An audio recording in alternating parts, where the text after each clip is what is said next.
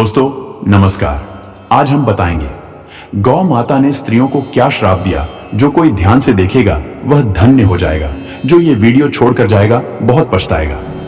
दोस्तों, जो वीडियो को लाइक करेगा उसकी गौ माता मनोकामना पूरी करेगी। आइए जानते हैं। दोस्तों, यह कथा महाभारत से जुड़ी है। जब महाभारत का युद्ध समाप्त हुआ तो युधिष्ठिर को अत्यधिक दुख और अपराध बोध हुआ, क्योंकि उनके कारण लाखों लोग मारे गए थे। इस विनाशकारी युद्ध के परिणाम स्वरूप युधिष्ठिर को अधर्म का भारी बोझ महसूस हो रहा था और वे अपनी आत्मा को शांति देने के लिए तपस्या करने लगे। इस दौरान वे श्री कृष्ण से मिले, जिन्होंने उन्हें सुझाव दिया कि वे अपने सभी पापों का प्रायश्चित करने के लिए एक विशेष यज्ञ करें। इस यज्ञ के लिए युधिष्ठिर को एक विशेष प्रकार की गाय की आवश्यकता थी, जिसे सुरभि कहा जाता है।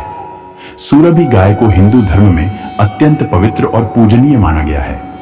वह सभी देवताओं और ऋषियों द्वारा पूजित थी। युधिष्ठिर ने अपने भाइयों के साथ जाकर उस पवित्र गाय की खोज शुरू की। अंततः उन्हें वह गाय मिली, लेकिन उस समय गाय अत्यधिक क्रोधित और दुखी थी।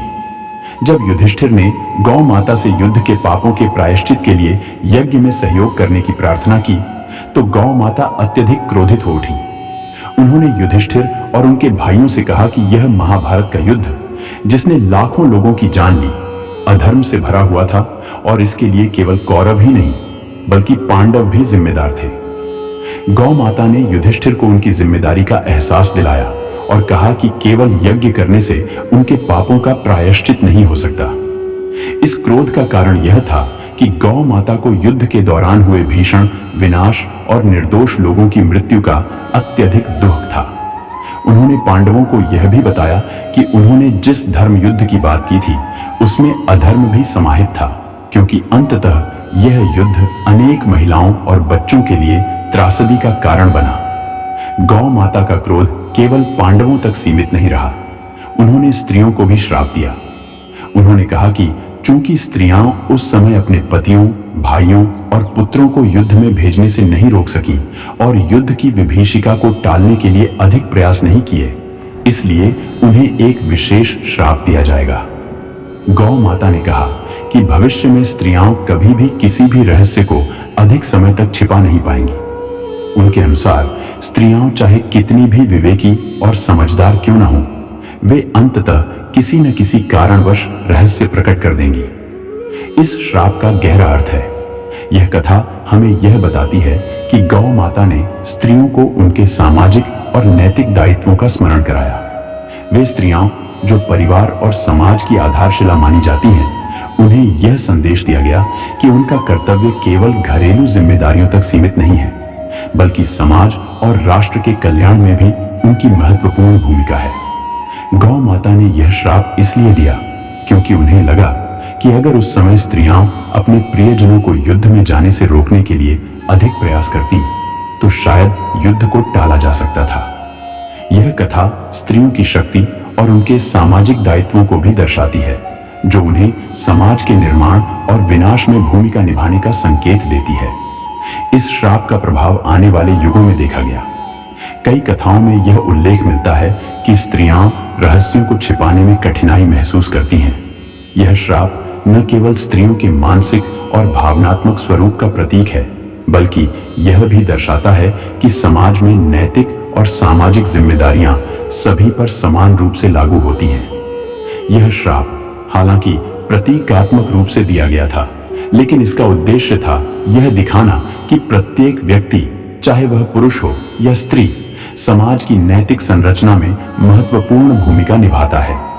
यह भी एक अनुस्मारक है कि समाज के हित के लिए सभी को अपने व्यक्तिगत इच्छाओं और भावनाओं से ऊपर उठकर सोचना चाहिए।